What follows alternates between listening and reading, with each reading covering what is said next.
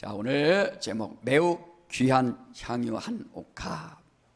한 여인의 헌신을 이렇게 또 다시 한번 우리가 또 보는 겁니다. 자, 우리 하나님은 구원자이시다. 우리 두 번 시작. 하나님은 구원자이시다. 하나님은 구원자이시다. 우리 하나님은 구원자이십니다. 마태복음 1장 21절에도 아들을 낳으리니 이름을 예수라 하라. 이는 자기 백성을 저의 죄에서 구원할 자심이라 라고 말씀하셨어요.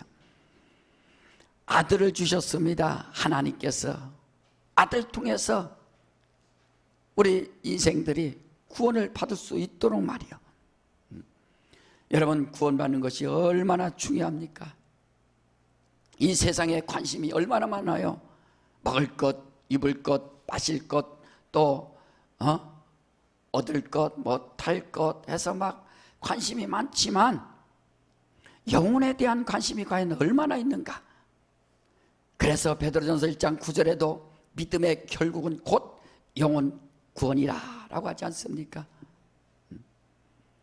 제가 목회하면서 또 목사로서 안수받고 더 절실하게 느끼는 것은 장례식장 가서 그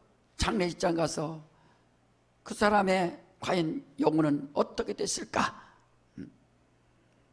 하나님의 영광을 바라보면서 낙원에 가서 또 쉬고 있는 그 영혼, 또 그 영혼에 대해서 생각을 하는 겁니다.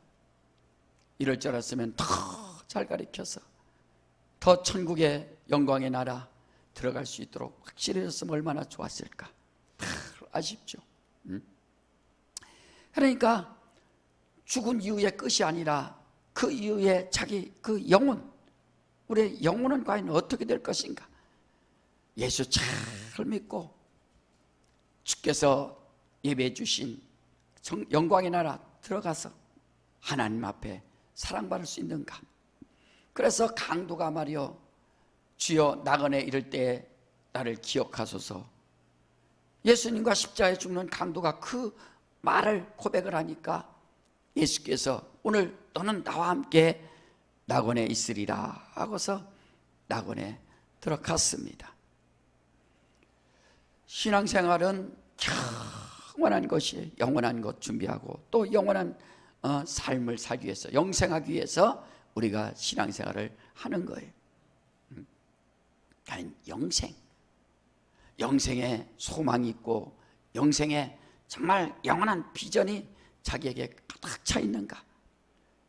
천하인간의 다른 이름을 우리에게 주신 적이 없다라고 하지 않습니까? 사도행전 4장 12절에 오직 천하인간의 구원받을 수 있는 그의 이름, 예수의 이름 말이 얼마나 귀한 이름입니까? 우리는 이렇게 하나님의 아들이 오셔서 그의 이름까지 주시면서 예수를 믿고 그 영혼이 구원받아서 영생에 이룰 수 있도록 우리에게 이렇게 믿음을 주셨는데 과연 믿는가? 전 세계 77억인데 크리스찬 기독교인들이 22억입니다.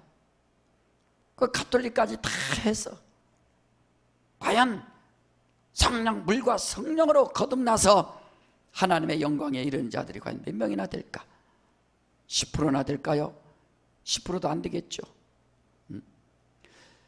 자기 영혼에 대해서 확실히 깨닫고 자기 영혼을 위하여 준비하지 않으면 그 믿음을 성령으로 증거받지 않으면, 성령으로 충만해서 하나님 나라에 이르지 아니하면 그 영혼을 갖다가 어떻게 보장할 수가 없는 겁니다. 여러분 보세요. 아나니아 삽비라도 보세요. 성령 충만했던 자입니다. 그래도 혼이 떠나서 그냥 멸망하지 않습니까? 부부가 말이요. 그리고 주님이 잘 싫어하시고 하나님이 싫어하셨던 그 니굴라, 그 당이라고 하지 않습니까? 니굴라와 함께 교회를 더럽히고 하나님의 이름을 더럽힌 그 당을 갖다가 내가 니굴라 당은 미워한다 하고서 하나님께서 내친다 이거예요. 그러니까 신앙이라는 것이 예수 믿고 성령을 받고 자기 죽을 때까지 믿음을 정말 지키면서 오직 진리 안에서 순종하면서 성령으로 사는 이 믿음이 얼마나 중요한가. 마귀가 있기 때문에요. 마귀가 이 믿음을 갖다가 깨치고 쪼개는 자가 마귀 아닙니까? 제가 하나님의 의도를 정말 제가 필요하다고 생각하는 것이 뭐냐면은, 창세기를 읽다 보면은 창세기 3장에 보니까 아담이 타락한 얘기가 나온다. 그래도 타락한 거 보니까 뱀이 가장 간사하고 교활한데, 뱀이 하와에게 묻습니다. 동산에 있는 그 열매를 먹지 말라고 하더냐, 모든 나무 열매. 그러니까 하와가 아니다, 동산 중앙에 있는 열매를 먹지 말라고 했느니라. 먹어도 너 죽지 않는다.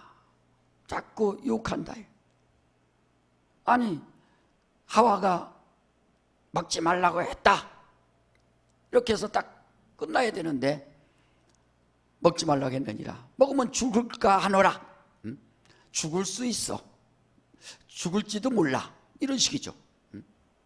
그러니까 뱀이 말이요, 거기에 딱 침투하지 않습니까? 먹어도 죽지 않는다. 하나님같이 될까봐 그렇게 하나님께서 속였다 하고서 유혹하지 않습니까? 그래, 그러면 하와가 뱀한테 뭔 소리야, 우리 남편이 얘기했는데 남편이 들었대. 근데 하나님이 정말 중앙에 동산 중앙에 열매를 먹지 말라고 했다 하고서 그걸 갖다가 막아야 되는데, 남편 말보다 아담 말보다 뱀의 말을 더 들으니까 솔깃하니까 그렇구나, 그래서 하나님같이 될까봐 그랬나 보다. 어떻게 보면 남편도 미울 수도 있고 하나님도 미울 수 있고, 그렇게 딱 생각을 가지니까, 그리고 선악과를 보니까 먹음직도 하고 보암직도 하고 지혜롭게 할 만큼 탐스럽게도 한 나무인지라 그랬다. 그리고 먹고 이제 남편에게도 주어서 죄가 이제 들어와서 선악을 알겠는 나무의 실과를 먹지 말라, 먹는 날엔 청령 죽으리라 한 말씀이 응하여서 죽었다. 자, 그리고 제가 예수님이 우리 인류의 죄 때문에 죽었다는 그 사실을 알고 나서 주님 앞에 또 이제 미안하기도 하고, 십자가에 지셨다니까. 근데 궁금한 게 뭐냐면은, 왜 하나님이 말이요, 아니 선악과를 만들지나 마시든지 분명히 먹을 줄 알면서 거기다가 딱 하나 선악과를 만드시고서 먹지 말라, 먹으면 죽는다. 차라리 안 만들어 놓으셨으면 좋으련만 왜 그걸 먹지 마라, 먹으면 죽는다 하시고서 또 먹고 나니까 너 죽었지. 그래서 이제 그의 하나님의 아들을 보내셔서 십자가에 죽게 내주셨단 말이에요. 야, 하나님 왜 이렇게 전능자이신 하나님께서 왜 이렇게 미련한 방법을 쓰셨습니까? 그게 계속 이제 궁금했던 거예요. 그래, 물어봐도 알려주는 사람 없고 그냥 그렇게 궁금하니까 하나님을 알아서 더 알고 깊이 알므로 하나님을 섬기고 하나님을 사랑해야 되는데 그게 잘 안 풀리니까 하나님의 전능하신 하나님이 신뢰가 조금 깨지는 거예요. 내가 볼 때 하나님이 참, 그때 선악과만 안 만들었으면 아담도 안 죽고 예수님도 안 죽고 십자가에서 피 흘리지 않아도 되고 나도 좋고, 얼마나 좋아요. 교회 안 다녀도 되고 회개 안 해도 되고 이래서 말이야. 그런데 나중에 하나님의 의도를 알고 나니까 선악을 알게 나무에 실과를 먹지 말라. 먹는 날엔 정령 죽으리라. 이렇게 하나님이 계명을 주셔서 그 계명이 우리의 영혼의 양식이라는 것을 알았다. 육체는 식물을 먹어야 되지만 내 영혼은 하나님의 계명을 먹고 사는 존재구나. 내가 너에게 이른 말이 영이요 생명이라. 요한복음 6장 63절에 말씀하지 않습니까? 자, 우리 한번 따라서 봅시다. 내 영혼은 하나님의 계명에 순종해야 산다. 예. 그러니까 하나님의 계명에 순종하는 거예요. 하나님의 계명에 그대로 순종해서 사는 겁니다. 그러니까 사람들이, 예수 믿지 않는 사람들은 뭐냐면 영에 대한 관심이 없고 그냥 하나님의 계명이 무엇인지도 모르고 자기 영혼이 사는 양식이 무엇인지를 모른다. 그러니까 하나님의 계명대로 살고 하나님의 말씀에 순종하는 것이 내 영혼의 생명인데 마귀가 그걸 아는 거예요. 다 끊어놓는 거예요. 아주 교묘하게 끊어버리는 겁니다. 계명에 불순종하도록. 그게 바로 우리가 정신 차려야 된다. 마귀는 우리 영혼이, 내 영혼이 하나님의 말씀에 순종해야 되는 것을, 순종하면 산다는 것을 알기 때문에 딱 들어와서 그 계명을 끊어버린다. 불순종하게 만드는 거예요. 불순종하게. 먹지 말라 했느냐, 하나님같이 될까봐 그랬느니라. 먹어도 안 죽는다. 계명에 불순종해도 안 죽는다. 자꾸 이렇게 막아버린다. 자, 여러분 보세요. 하나님의 계명, 그 율법은 육체가 잘 되는 계명입니다. 육체가. 그러나 영혼은 살릴 수가 없는 겁니다. 율법을 잘 지키면 육체가 잘 된다. 부정한 음식과 또 정한 음식을 딱 나눠서 그대로 살면 육체도 건강하고 병도 안 걸리고 잘 살 수 있어요. 그러나 율법의 한계는, 그것은 천사가 전해준 말이기 때문에 종의 영으로 양육을 받아서 이스라엘 백성들처럼 구원을 받아도 종으로 구원받는 겁니다. 그러나 우리는 하나님께서 독생자 예수를 통해서 그가 이 땅에 오셨기 때문에 진리의 말씀을 우리에게 주셔서 그의 말씀대로 그대로 살고 예수의 피를 의지하고 주의 말씀에 순종해서 우리 영혼이 잘 됐어. 이제는 아들의 영을 받기 때문에 우리는 아들의 영으로 말미암아 하나님을 아버지라 부르며 하나님의 자녀되는 권세를 얻게 되는 겁니다. 그래서 율법에 속한 사람들은 믿음을 가지고 죽은 사람들이에요.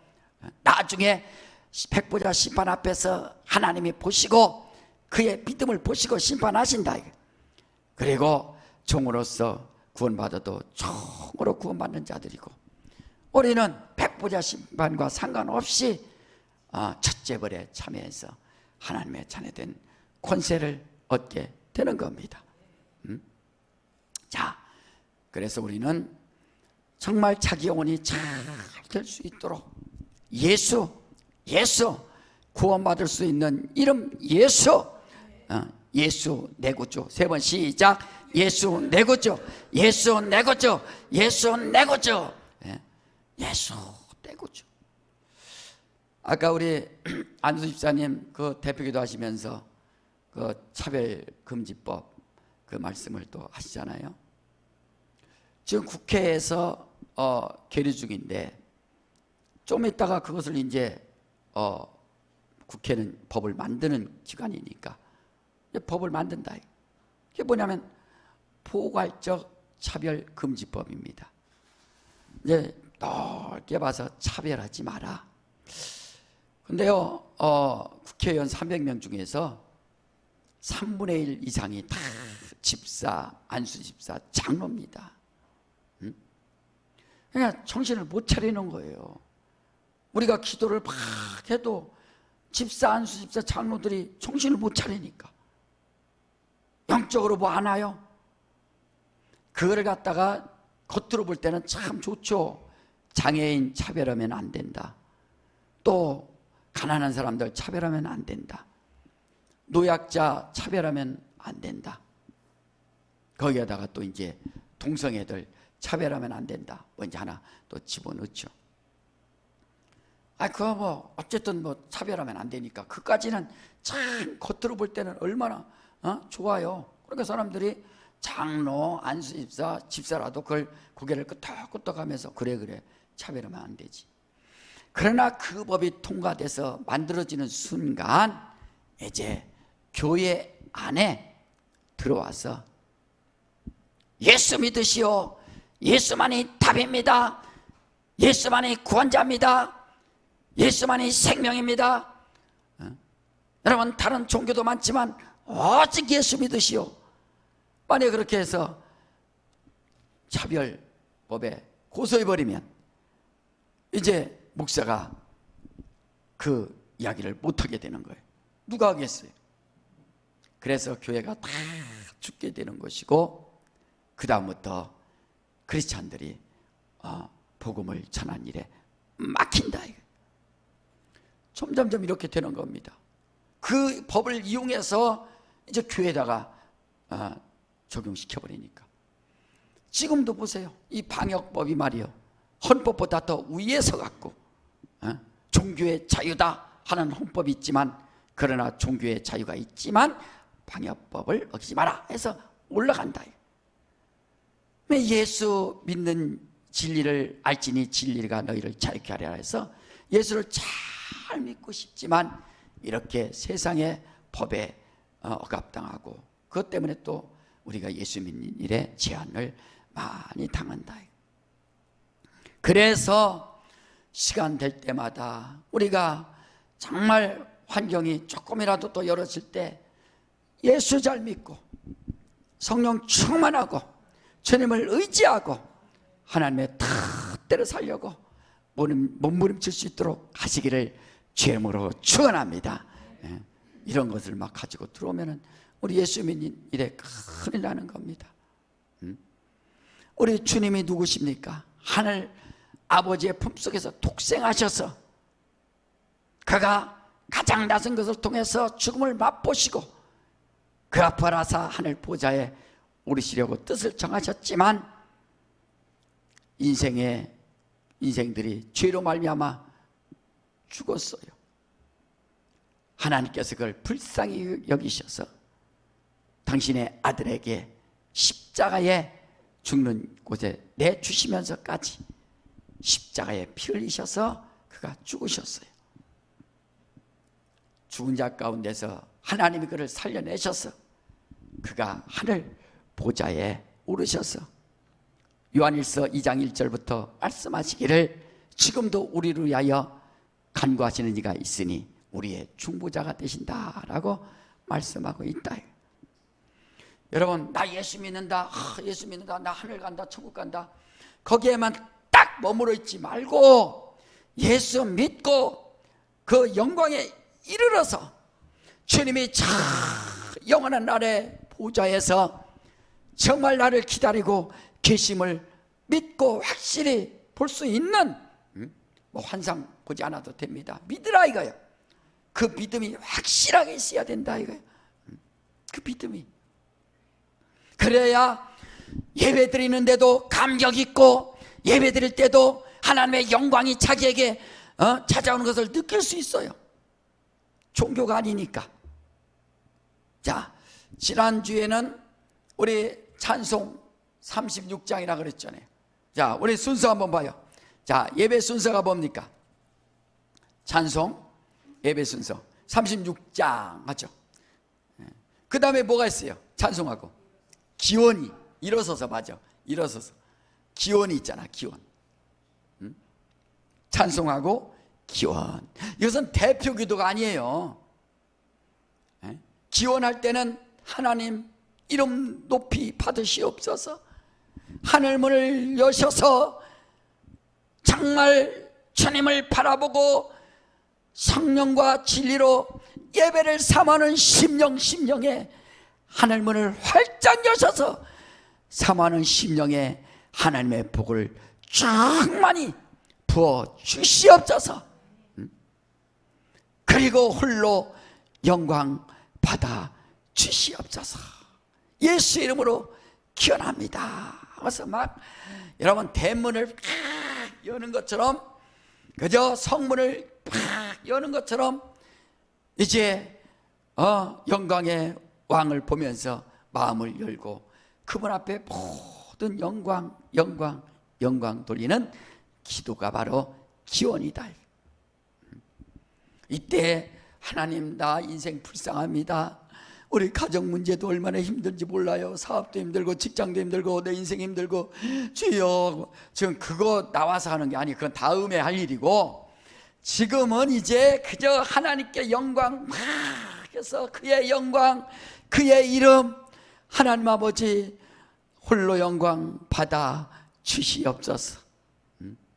내 영광은 없어지고 하나님의 영광, 그의 이름의 영광을 돌리는 기원이다. 여러분, 예배가 감격되지 않습니까? 하늘문을 쫙 여셨어. 그래서 우리가 찬송도 하지 않습니까? 오늘 찬송도 빛나고 높은 보좌의 말, 그 안에 앉으신 말이야. 그 얼굴 영광이, 주 예수의 영광이, 주 예수 얼굴 배울 때 그 영광이 해같이 빛나네. 빛나고 높은 보좌에 앉으신 주 예수 그 얼굴의 영광이 해같이 빛나네. 그 찬양 한번 또 합시다. 자, 27장 1절 한번 여러분 해보세요. 막 감격이, 나는 온데간데 없고 주의 이름만 높여 주시옵소서.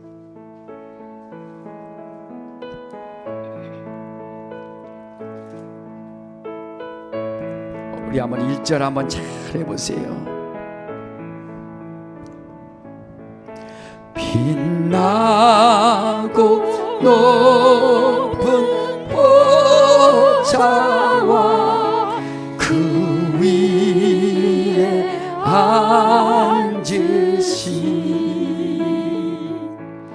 주 예수 얼굴 영광이 해같이 빛나네. 해같이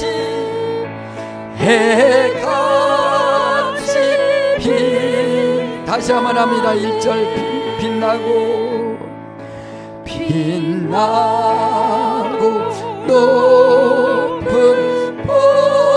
보좌와 그 위에 앉으신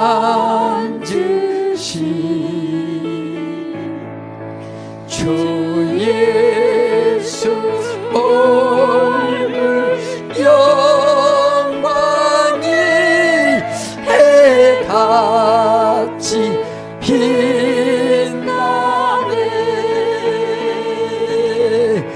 해같이 빛나네.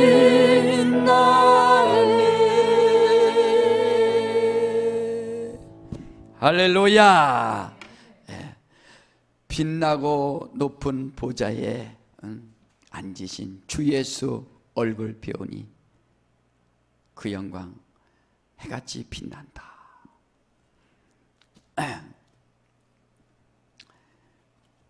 어떤 사람은 이 찬양을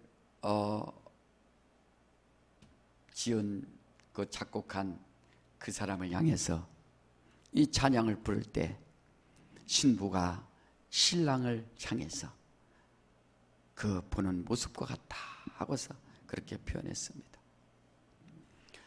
그래 하나님 앞에 그 영광 나를 구원시켜 주신 바로 하나님의 은혜가 얼마나 감사한가. 구원이 최고의 감사가 되어야 된다 이거예요. 나 같은 죄인을 십자가에서 피 흘려 죽으심으로 나 같은 죄인을 살리신 하나님의 은혜가 얼마나 감사한가.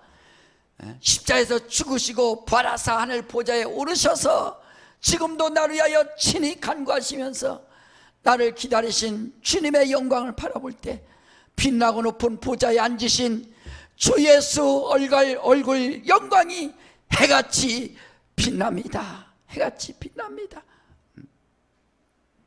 히브리서 1장 3절에 하나님의 영광의 본체시다 라고 그 히브리 기자는 말씀하고 있어요. 하나님의 영광의 본체 누구겠어요? 예수.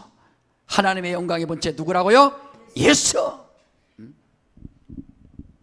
그로 말미암아 모든 세계를 지으시고 그는 하나님 영광의 본체이시다. 하나님의 영광의 본체이신 예수, 그가 이 땅에 오셨는데 누가 알아줍니까? 성경에 보니까 흠말 것이 없다고 그랬어요. 흠말 것이 없어요. 멋있게 최고의 아름답게 멋있게 생기든지 아니면 최고의 키가 크든지 어떻게 특징이 있으면 사람들이 우러러 보고 할 텐데 볼품도 없고 흠할 것도 없어요. 아무도. 그런데 바로 하나님의 아들을 볼 수 있는 그 영광을 볼 수 있는 바로 믿음을 우리에게 주셨으니 회개하고 침례받고 제사받고 성령을 받으면 우리는 독생자 예수를 하나님의 영광의 본체인 것을 알고 주님이 바로 하나님이시구나, 나의 구세주요 내 구주요. 여러분 보세요. 사람들이 예수를 믿고서 교회 다니다가 그만둔 사람 얼마나 많습니까? 왜? 그 영광을 만나지 못했기 때문에.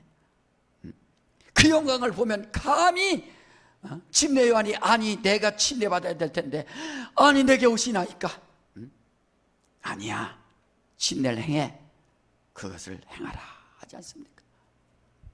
그러니까 우리가 주님을 어떻게 맞이하고 영접하는가? 자, 오늘 본문에 보세요. 오늘 본문에 매우 귀한 향유 한 옥합을 가지고 와서 주님의 몸에 다 붓습니다. 자, 우리 한번 마태복음 26장 한번 봐요. 다시 한번 본문 한번 봅시다.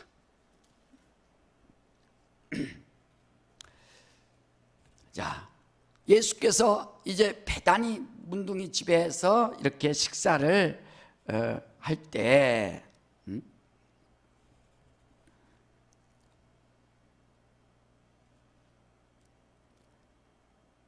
자, 한 여자가 매우 귀한 향유 한 옥합을 가지고 나와서 식사하시는 예수의 머리에 부으니 그랬어요. 베단이라는 뜻은 이제 가난한 동네, 달동네 이런 뜻이에요. 베단이. 그러니까 이렇게 문둥병자 이런 병자들이 사는 곳이 뭐 부자겠어요? 근데 베다니에서 이제 시몬의 집에서 식사하는데 한 여인이 와서 매우 귀한 향유 한 옥합을 가지고서 그 다음에 이제 예수의 머리에 탁 부니까 그 향유가 쫙 내리는 거죠. 그때 제자들이 하는 말이 있어요. 요한복음에 보면은 가룟 유다가 제일 막 화내면서 예수님한테 뭐라고 했죠. 그 여인한테도 그러고 막 분내는 겁니다. 제자들이. 아니 그 귀한 향유를 갖다가 300데나리온 되는, 그러니까 300명의 하루 품값인 겁니다. 그러니까 수천만 원 되는 거예요. 2천만 원 될 수도 있고 3천만 원 될 수도 있고, 그것을 갖다가 옥합을 여는 겁니다. 그리고 예수님 머리에 붓는 거예요. 이야, 그러니까 사람 인간적으로는 이해할 수가 없어요. 제자들이 볼 때 그것이 이성적으로 정상입니다. 너 미쳤냐? 그 몇 천만 원짜리 이 가난한 동네, 배단위 동네에 그걸 갖다가 팔아서 만약에 사람들에게 이것도 나눠주고, 요즘에 막 재난지원금이라고 하는 것처럼 이것도 나눠주고 저것도 나눠주고 막 나눠주면은 얼마나 우리가 인기가 있고 또 너도 좋고 이 동네도 좋고 얼마나 좋겠느냐. 왜 이렇게 지혜가 없느냐. 그 말을 왜 하겠어요? 예수님이 칭찬하기를 원하겠죠. 그래, 제자들 말이 맞다. 너 왜 그렇게 그 귀한 걸 갖다가 옥합을 갖다가 깨서 여기다가 붓니? 그걸 팔아갖고 차라리 돈을 가져왔으면 많은 사람들에게 나눠주지 않겠느냐. 바로 이렇게 제자들은 자기 스승이 그렇게 말해주기를 원하지만 주님이 그렇게 말하지 않아요. 자, 한번 봅시다. 우리 자막 한번 보여주세요. 자, 10절 한번 봅시다. 시작. 예수께서 아시고 저희에게 이르시되 너희가 어찌하여 이 여자를 괴롭게 하느냐. 저가 내게 좋은 일을 하였느니라. 그 여인이 마리아라고도 하는데 얼마나 이제 뭐라 하니까 괴롭죠. 왜 이 여인이 하는 일을 괴롭게 하느냐라고 예수께서 말씀해 주시는 겁니다. 자, 그리고 11절 한번 봐요. 자, 시작. 가난한 자들은 항상 너희와 함께 있거니와 나는 항상 함께 있지 아니하니라.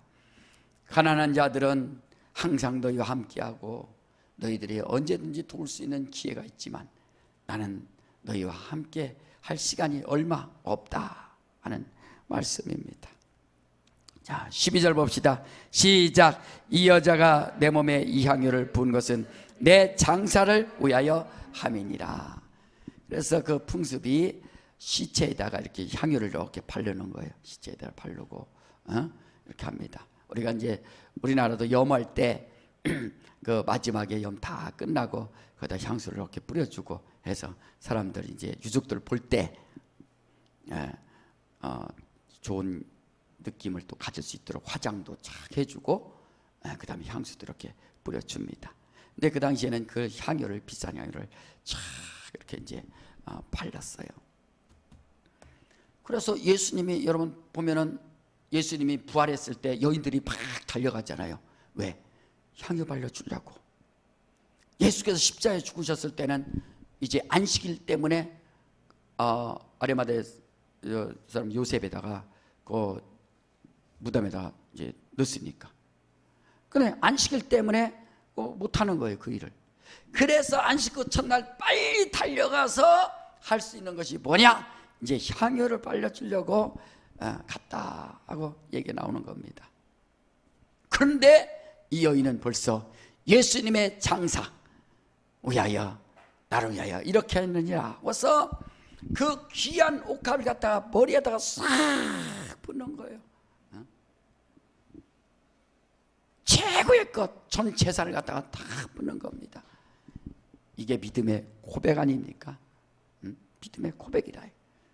당신은 나의 구세주요, 당신은 영광의 왕이시요, 당신이 나를 위하여 이렇게 구원시켜 주시는 은혜에 감사합니다 하고서 이 여인이 예수님께로부터 이제 칭찬을 받는 겁니다. 여인이 한 일이 말이에요. 그래서 어떤 칭찬을 받습니까? 자, 보세요. 장사를 위하여 13절 시작. 내가 진실로 너에게 이르노니 온 천하에 어디서든지 이 복음이 전파되는 곳에는 이 여자의 한 일도 말하여 저를 기념하리라 하시니라. 복음 전파되는 곳에는 이 여인이 행한 일이 바로 기념하라. 행한 일을 갖다가 기념하라, 기억하라 이거예요. 복음 전파되는 곳에 2000년이 지난 지금도 계속 여러분들이 성경 읽다가 목사도 정말로 이렇게 살아야 됩니다 하고서 설교하면서 이 여인의 복음 전파되는 곳에 이 여인이 행한 일이 계속 기억되지 않습니까? 기념하지 않습니까? 주님이 칭찬하셨고 내 장사를 위하여 이렇게 하였느니라 라고 하지 않습니까? 여러분, 예수 믿기로 작정하셨으면, 예수 믿는다면, 성령 받았다면 완전히 주님께 들어와서 자기의 일생을 드릴 수 있는 믿음에 고백해야 된다. 그것이 물질이든 자기의 삶이든 자기 일생을 바쳐서 나는 주님을 사랑합니다, 나는 주님을 의지합니다, 내 평생에 주님께 영광 돌립니다 하는 그 고백이 있어야 된다. 이게 일생 동안. 난 이 말씀을 준비하면서 이렇게 보니까 야, 정말 이 여인이 말이요, 주님이 얼마 안 남은 거예요. 주님 만나는 게 얼마 안 남은 겁니다. 주님 볼 날이 얼마 안 남은 거예요. 자기 일생껏 버는 거 다 갖다가 드려도 자기 부족함이 없는 겁니다. 주님이 그것을 아시는 거예요. 사랑하는 여러분, 우리 일생이 과연 얼마나 살 수 있을까요? 내 일생에 사는 동안, 정말 내 인생이 이 땅에 사는 동안에 주님을 섬길 수 있는 기회가 있다는 것을 아시기를 주님으로 축원합니다. 다른 곳에 신경 쓸 수도 있지만 내 삶이, 어쩌면 내 삶이 이제는 역전됐으니까 주님이 저 하늘 보좌에 계시고 내가 주님께로부터 은혜 받았으니까, 어떤 사람은 100년 동안, 어떤 사람은 50년 동안, 어떤 사람은 30년 동안, 어떤 사람은 10년 동안 주님을 위하여, 주님 뜻을 위하여 주님을 섬길 수 있는 기회가 있다. 이게 여러분, 남은 인생이 주님을 섬길 수 있는 기회라는 것을 아시기를 주님으로 축원합니다. 이 여인은 정말 주님 보시기에 얼마 안 남았으니까 자기 걸 모든 걸 드린 것처럼 말이야, 내 일생이 주님께로 향할 수 있도록, 내 삶이 주께로 향할 수 있도록 하시기를 주 이름으로 축원합니다. 요한복음 14장 16절에 보혜사 성령이 오셔서 너희를 영원토록 너희와 함께하리라고 말씀하셨으니, 우리가 성령을 받아서 주님을 모셨으니, 이 여인은 주님을 모실 날이 얼마 안 남아서 자기 옥합을 깼어요. 우리 성령을 모셔서 주님을 영원토록 모셨으니 날마다 주님 섬길 수 있는 기회가 있다는 것을 아시고, 주님 사랑합니다, 내 평생에 주님 섬기겠습니다, 주의 일 하겠습니다 결단할 수 있도록 하시기를 주 이름으로 축원합니다. 매우 귀한 그 옥합을 말이요. 그래서 여러분, 그 옥합을 깼다, 어떤 성경이 깼다 그랬잖아요. 여러분, 그 적금 같은 거 이렇게 들었다고, 적금을 들었어요. 그 어떤 사람 적금을 뭐라고 그래요? 또 깼다 그러죠. 적금을 깼다고. 적금 깼다는 게 뭐예요? 해지하고 돈을 찾았다는 뜻이잖아요. 그래서 옥합을 깼다 이런 말도 있어요. 그렇잖아요. 옥합을 깼다. 우리가 옥합을 깼다 그러잖아요. 그런 것처럼 자기 것을 갖다가 정말 주님 앞에 드린다. 얼마나 귀한 고백입니까? 이게 바로 고백이에요. 하늘 영광, 그 영광이 해같이 빛나네. 모든 영광 하나님 아버지 홀로 영광 받아 주시옵소서. 이런 고백이 나오는 거예요. 여러분, 그래서 예배가 감격이 있어야 됩니다. 예배가 감격 있는 예배, 주님의 얼굴 볼 수 있는 예배 말이요. 찬양하면서 기원하면서 주여 영광 받아 주시옵소서, 홀로 영광 받아 주시옵소서. 사람들이 이 여인에 대해서 말하고 무시하고 욕하지 않습니까? 왜 그것을 깼느냐, 이 미련한 것을. 하지만 주님은 그렇게 보지 않는다. 이게 내 장사를 위하여 미리 준비하였다, 최고의 것으로 정말 주님을 환영했다 한 뜻 아닙니까? 복음 전파되는 곳에 여인이 행한 일도 전파되리라. 여러분, 그래서 자기의 헌신이 즐거워야 되는 겁니다. 저도 일생 동안 얼마 살지 않았지만 제가 하나님 앞에 드린 헌신 기쁘고 감사합니다. 더 못 드린 것이 늘 아쉽기도 하고 어떻게 주님 앞에 드리는 것이 난 후회가 없어요. 어떤 사람은 그 후회된다고 하는데 후회되면 그건 믿음으로 한 거 아니죠. 제가 그러잖아요. 제가 반지도 없어, 반지도. 그래 신혼 때 집사람이 5돈짜리 해줬어요. 18K 반지 다 낀 거. 그런데 애들 돌반지도 있었어요.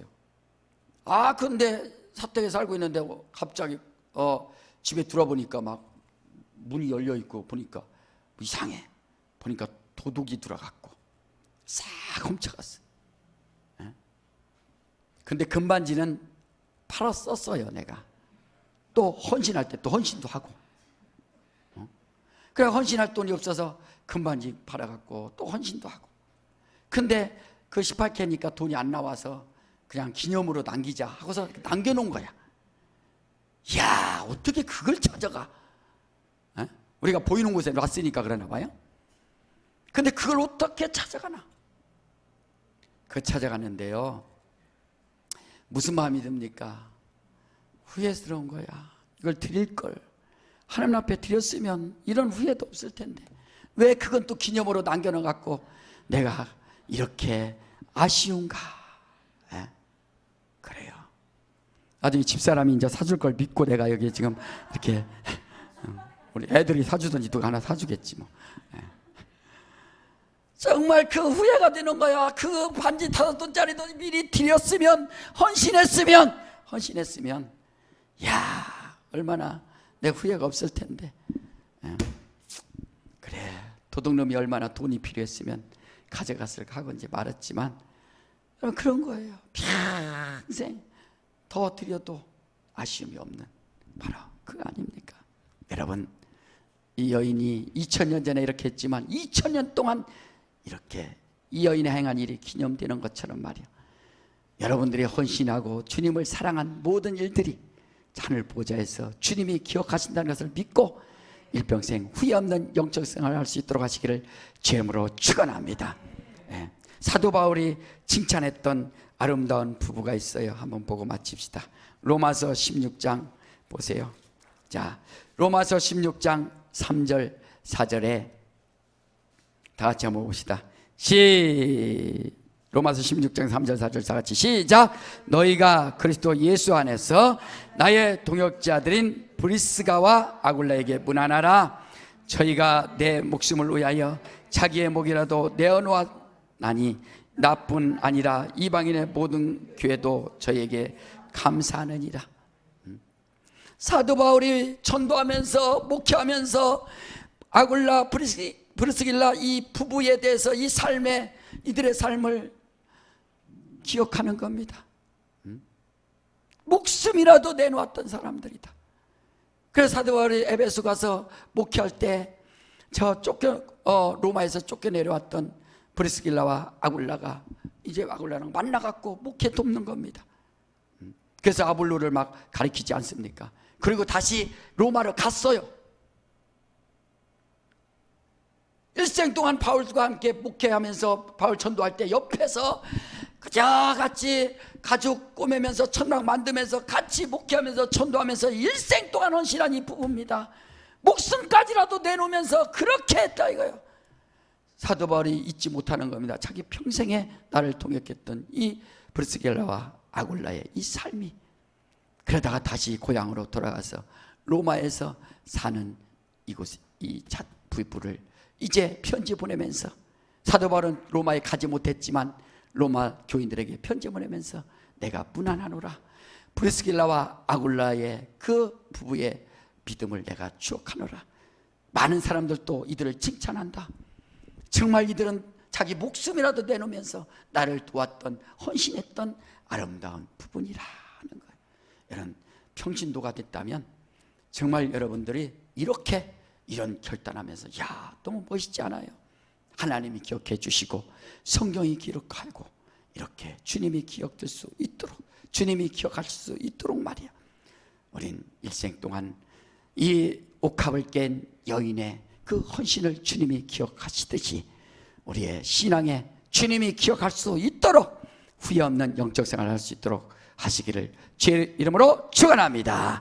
이 시간에 한번 다 같이 한번 기도할 때, 주여 나를 기억하여 주시옵소서. 내가 내 삶이 언제까지인지 모르지만 정말 주님을 섬기는 삶을 살기 원합니다. 나를 사용하여 주시옵소서. 우리 가정을 사용하여 주시옵소서. 우리 자녀들도 사용하여 주시옵소서. 이 시간에 예수여도 원하고 다 같이 한번 기도합니다. 예수여, 예수여,